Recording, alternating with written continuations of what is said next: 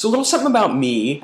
I don't read very much, like at all. Like I mean, I read street signs and Wikipedia articles about the full character histories of characters from Star Wars, but not I don't read books a whole lot, and that's bad. And it's bad because I'm as a writer I should probably be reading more. That's probably a good idea, I think. And it's also bad because when other people tell me that they don't read, I immediately, I immediately judge them. I immediately look at them like, oh, what an anti-intellectual asshole. Even though I'm just as, if not more bad.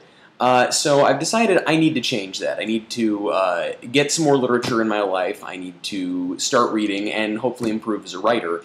And so I figure where better to start than 50 Shades of Grey, a book that the cover suggests is about neckties and the blurb suggests is about dirty sex. And I'm pretty enthusiastic about both of those, although sadly I have more experience with neckties at this point in my life. But so anyway, I say we just crack this mother open and give it a read, huh? I scowl with frustration at myself in the mirror. Damn my hair, it just won't behave. And damn Catherine Kavanagh for being ill and subjecting me to this ordeal. I should be studying for my final exams, which are next week, yet here I am trying to brush my hair into submission. I must not sleep with it wet. I must not sleep with it wet. Reciting this mantra several times, I attempt once more to bring it under control with the brush. I roll my eyes in exasperation and gaze at the pale, brown-haired girl with the blue eyes too big for her face staring back at me, and give up. My only option is to restrain my wayward hair in a ponytail and hope that I look semi-presentable. I believe it was Stephen King who once said, if you want to get an audience interested right off the bat, have the main character have a bad hair day. Nothing is more interesting than opening a book with someone combing their hair. At least that's what I'm doing for my autobiography. Kate is ecstatic. But what was he doing at Clayton's? Her curiosity oozes through the phone. I'm in the depths of the stockroom, trying to keep my voice casual. He was in the area. I think that is one huge coincidence, Anna. You don't think he was there to see you? My heart lurches at the prospect, but it's a short-lived joy. The dull, disappointing reality is that he was here on business. He was visiting the farming division of WSU. He's funding some research, I mutter. Oh yes, he's given the department a $2.5 million grant. Wow. Man, this is just... I gotta say, this is hot stuff so far. $2.5 million research grants to Washington State University. I mean, the sexual tension is palpable right now. The elevator arrives, and we step in. We're alone. Suddenly, for some inexplicable reason, possibly our proximity in such an enclosed space, the atmosphere between us changes, charged with an electric, exhilarating anticipation. My breathing alters as my heart races. His head turns fractionally toward me, his eyes the darkest slate. I bite my lip. Oh, fuck the paperwork, he growls. He lunges at me, pushing me against the wall of the elevator. Before I know it, he's got both of my hands in one of his in a vice-like grip above my head, and he's pinning me to the wall using his hips. Holy shit! His other hand grabs my hair and yanks down, bringing my face up, and his lips are on mine. It's only just not painful. I moan into his mouth, giving his tongue an opening. He takes full advantage, his tongue expertly exploring my mouth. I have never been kissed like this.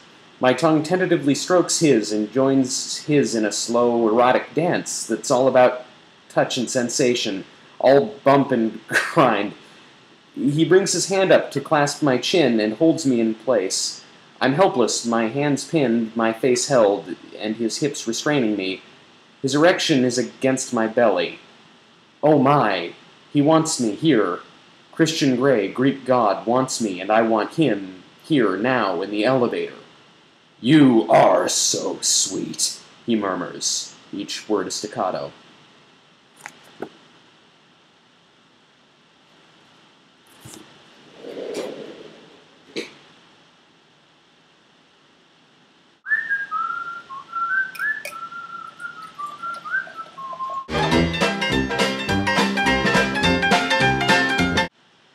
Let's see if we can make you come like this, he whispers, continuing his slow, sensual assault.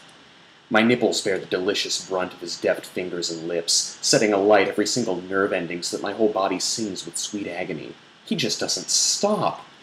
Oh, please, I beg and pull my head back. My mouth open as I groan, my legs stiffening. Holy hell, what's happening to me?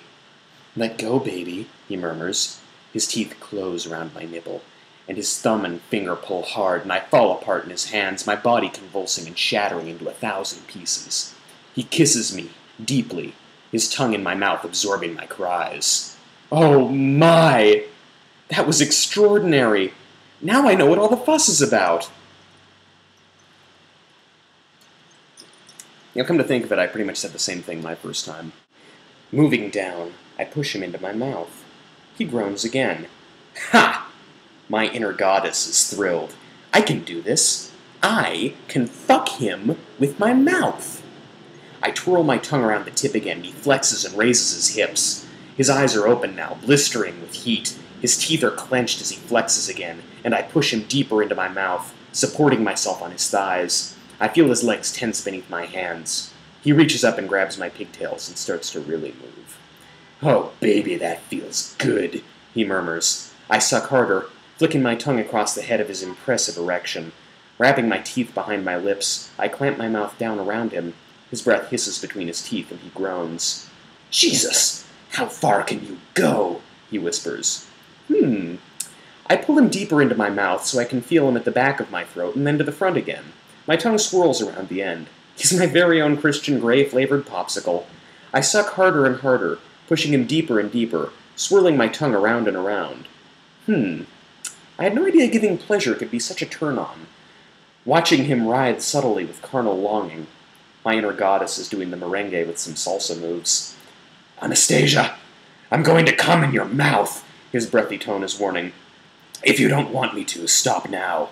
He thrusts his hips again. His eyes are wide, wary, filled with salacious need. Need for me. Need for my mouth. Oh my. His hands are really gripping my hair. I can do this.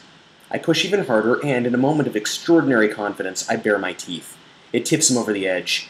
He cries out and stills, and I can feel warm, salty